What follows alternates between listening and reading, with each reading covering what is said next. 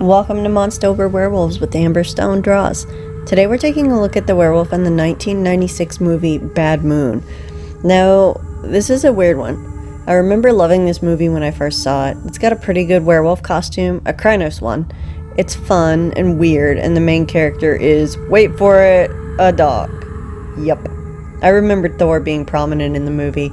Hell, I remember the dog's name for over 20 years. I didn't remember that he is straight up the main character. This movie has so little dialogue in it. The protagonist dog obviously doesn't talk, and the antagonist werewolf doesn't say a ton either. In fact, one of the DVD special features is the storyboards to a 2-minute staring contest between the two of them. It's pretty ridiculous. I kind of love this movie even more now that I've seen it again.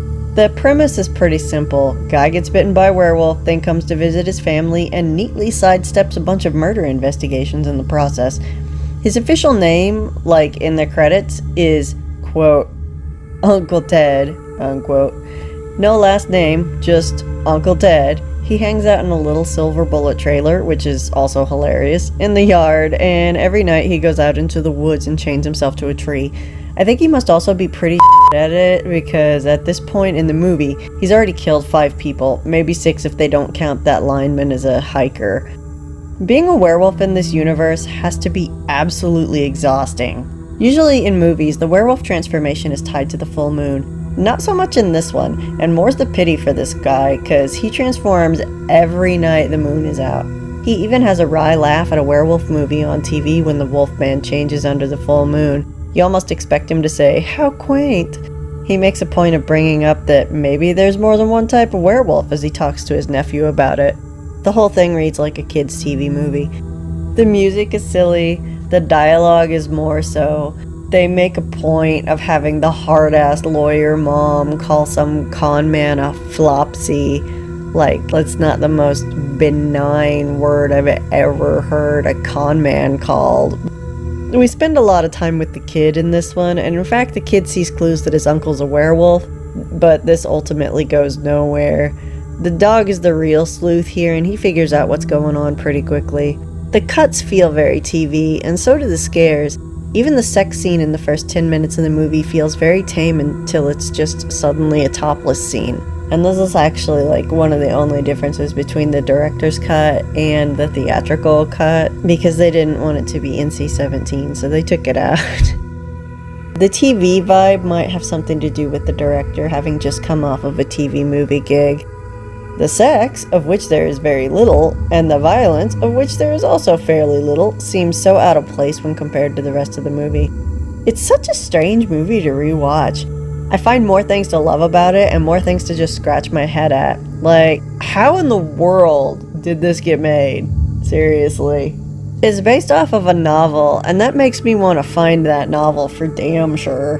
I mean, the novel's called Thor, by the way, and it's free on Kindle Unlimited for some reason, so if you're inclined, go for it. I myself do not have a Kindle, so I can't take advantage of that.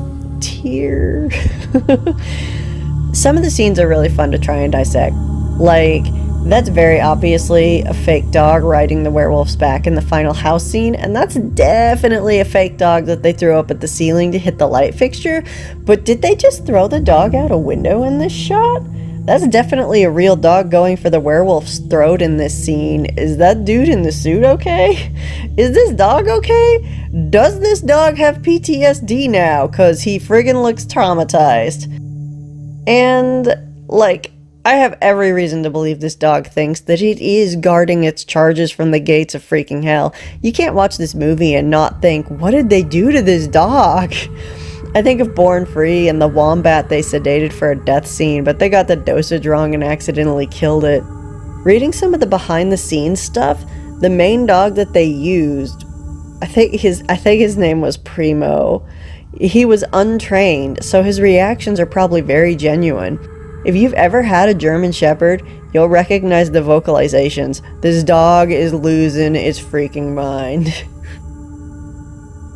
The tension between the dog and this kid's uncle is probably the best thing in the movie, which is good because it needed to be good to pull it off. The werewolf costume is good too, though a bit limited in facial movements, but they built this werewolf with lighting in mind, and it really shows. They planned ahead knowing that there were inside shots in full light at the end of the movie. This foresight really pays off in the werewolf that holds up even 20 years later. Yeah, this movie's 23 years old. It's not the oldest movie on our list, but it did come out in an era that computer was getting used more heavily, so it's cool that they took the time to go practical for most of it. The transformation is not awesome, and unfortunately I was like looking down at the time and I didn't feel like rewinding it, so I didn't rewatch it.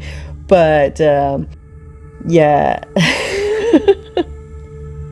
From the reaction of the person watching it with me, it was very not good. And from the parts that I did catch, I should just rewatch the transformation. Yeah. This is such a weird, fun movie. The absurdity of it has aged well. Better than what I could have hoped, honestly. And while the monster isn't the best thing on the planet, it's a practical effect, so it gets better mileage than a CG werewolf of the same time. Overall, I recommend watching it. It's really unique. The monster's solid, the acting is good, and the dog is friggin' stellar. I mean, this is just the right amount of ridiculous to be a great time, especially if you're watching it with friends. Check it out if you can find it. It's had a re-release on Blu-ray pretty recently, so it's not difficult to get anymore, although you might have trouble finding a copy for less than like $20, which I know that's a lot to put down on a professedly bad werewolf movie that you maybe haven't seen, but I'm really happy I bought this, honestly. And I hope you've all enjoyed this look at Uncle Ted, the werewolf from Bad Moon. It's fun to just say that, Uncle Ted, the werewolf. Anyway, let me know what werewolves you want to see next. I'm actually holding a contest this month, so anyone joining my Patreon during October at the Tome of Darkness level or higher will be entered into a drawing, and one lucky winner will get their favorite werewolf as a painting. So shout out those favorites, join my Patreon, and cross your fingers, and I'll see you all next time. Thanks, bye.